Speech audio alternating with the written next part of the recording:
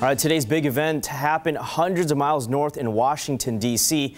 Early estimates show more than 500,000 people showed up, making it one of the largest marches in U.S. history. They marched down Pennsylvania Avenue, starting near the White House and ending about a block from the Capitol Hill.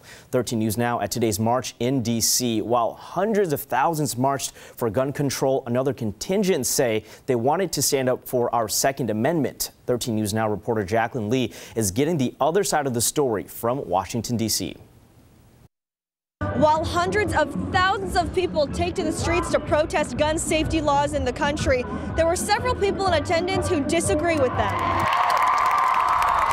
Part of our Constitution is the Second Amendment. Brandon Howard is chairman of the Republican Party for his city of Hopewell, Virginia.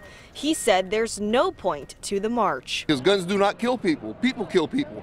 If someone doesn't use a gun, they're going to use a knife. They don't use a knife, they're going to drive a car through a crowd of people. And while protesters are marching for stricter gun laws, this upstate New Yorker, who didn't want to share his name, said he thinks the laws should be more lax. They regulate the wrong things, they overregulate stuff. And like, for example, the assault weapons ban stuff. They're all talking about banning cosmetic features that don't actually change how deadly the firearm is. But in the weeks after the Parkland shooting, Florida's governor, a Republican, signed legislation into law that gives law enforcement more power to take weapons away from someone who is determined to be a threat to themselves or others, an indicator that these voices are being heard. Criminals don't put the guns down, so how do we protect ourselves against that? Today in Washington, Maddie Davis showed up to the protest to fight for her rights. My right to life, my right to carry, my right to protect myself. I mean, you don't want to carry a gun, that's fine, but don't make me follow the way you choose to live. Let me live how I want to live.